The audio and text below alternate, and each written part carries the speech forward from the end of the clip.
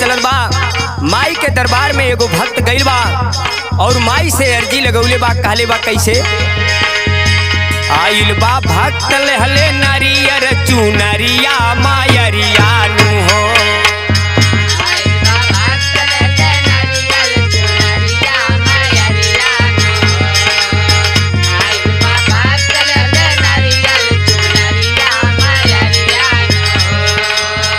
आइल बा भक्त लहले नारियर चुनरिया मायरिया नु हो।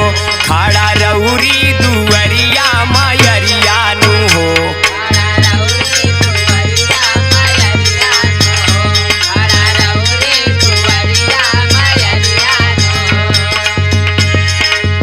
भक्त माई से फरियाद कइले बा और कहत बा कि हे माई रउरी चरण में मन लागल बा। कैसे? देही दात रसमाई असरा बालागल।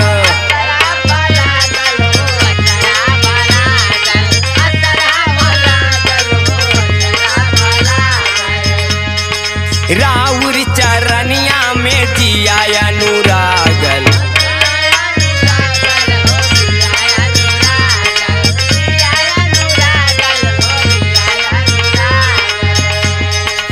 देई दात रसमाई असरा बालागल।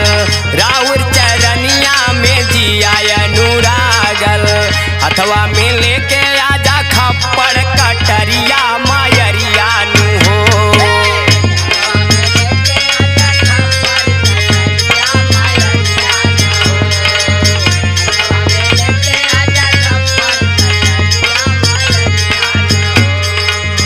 हथवा में लेके आजा खप्पड़ कटरिया मायरिया नु हो।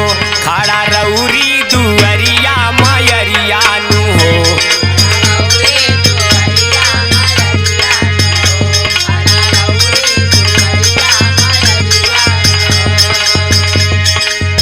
दूसरे पंक्ति में भक्त काले बा कैसे? फुलवन के हार कपूर बाती साजल थाली।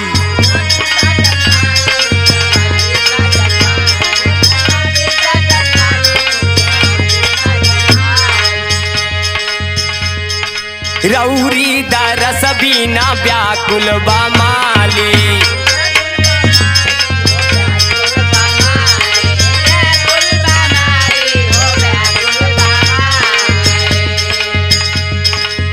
फुलवन के हार कपूर बाती सजल थाली।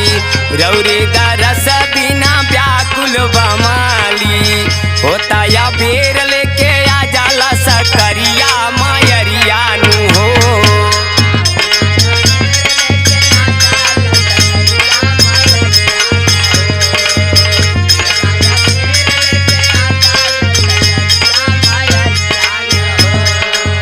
होता या बेर लेके आ जाला सकरिया मायरिया नु हो।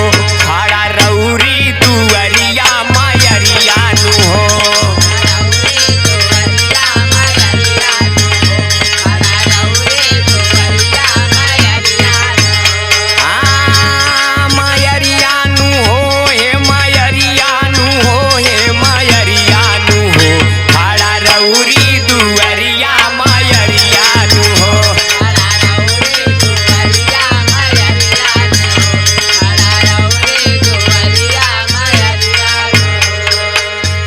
लाइन में भक्त फरियाद कैले बा कि हे माई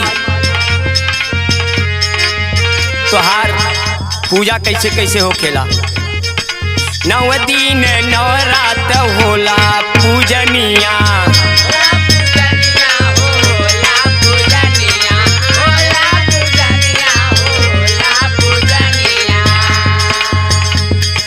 धूप दीप लेके भक्त गावेलन भजनिया।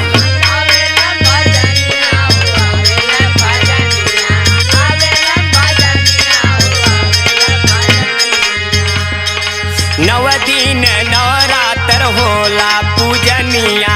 धूप दीप लेके भक्त गावेला भजनिया। राज बहादुर बेचन ब्रिजेश नरिया मय